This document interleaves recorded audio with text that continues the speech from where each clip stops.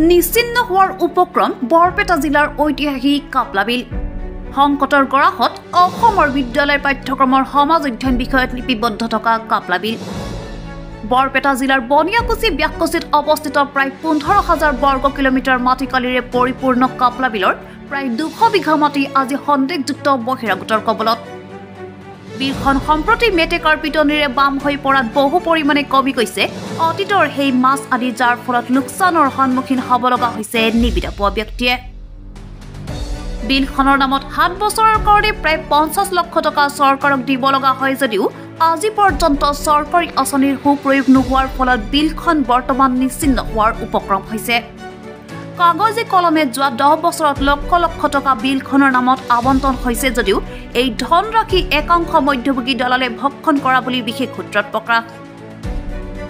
তাৎপৰ্যপূৰ্ণ কথা যে যি সময়ত প্ৰকৃতিপ্ৰেমী সংগঠনসমূহে জীৱ জন্তু চৰাই চিৰিকটিৰ সংৰক্ষণৰ হকে অহৰহ চেষ্টা কৰি আহিছে, সেই সময়তে একাংশ বংগমূলীয়া মুছলমান সম্প্ৰদায়ৰ লোকে ফাণ্ড পাতি বিলখনৰ দুষ্প্ৰাপ্য পৰিভ্ৰমী চৰাই নিধন কৰাত নামি পৰাৰ পিছতো প্ৰশাসনৰ নীৰৱ ভূমিকাত ক্ষুভিত হৈ পৰিছে স্থানীয় লোক।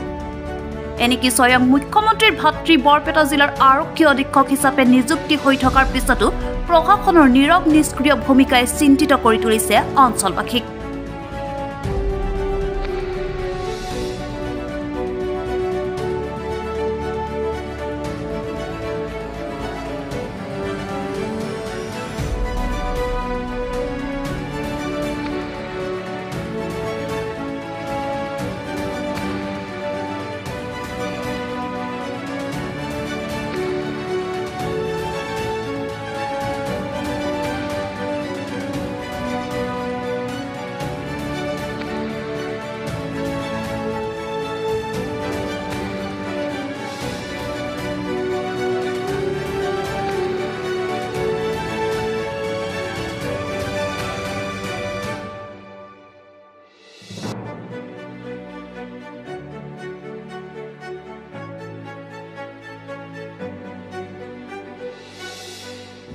মানে বিলখনৰ এই মেটেঙাইটি বিলখন লক হৈ থাকে, মাছ মাৰিব নোৱাৰি। আদি পূৰ্বৰ পৰা এইখন বিল আজি বহু বছৰ ধৰি মই নজন্মাৰে বিল এইখন, গতিকে মেটেঙাত ধৰি মাছ মৰা বিৰাট অসুবিধা হৈছে। বিলখন ক'ত আছে? বিলখন এই কাপলা বিল। কাপলা বিল চৰকাৰে কিবা ইয়াত আঁচনি, চৰকাৰে আঁচনি ধৰে, সকলে ধৰো ধৰো বুলি কয়, নাই আকৌ নাই খবৰ। আহে অফিচাৰে আহে আৰু আকৌ নাই খবৰ। এই বিলখনত কোনোবা বেছি সংখ্যক বাংলাদেশী বা কোনোবা সোমাইছে নেকি? মানে কোনোবা সোমাইছে নেকি? মিয়াই সেইটো বাৰৰ পৰা আহে, তাৰমানে মাছ মাৰবাহে আহে।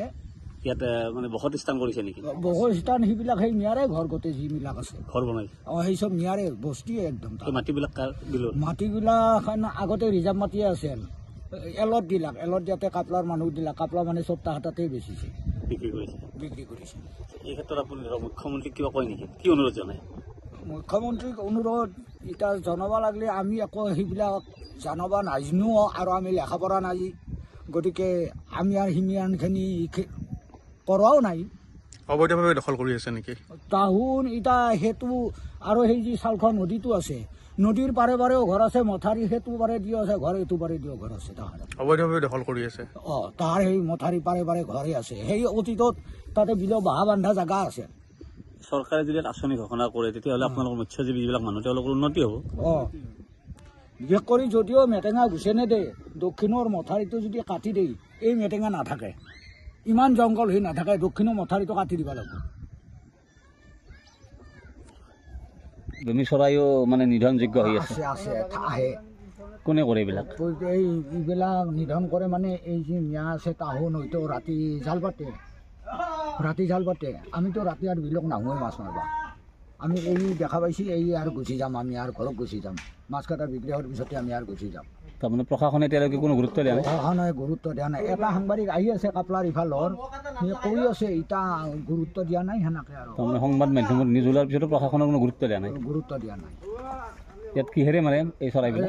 জাল পাতি মাৰে ৰাতি এই ওপৰত জাল দিয়ে।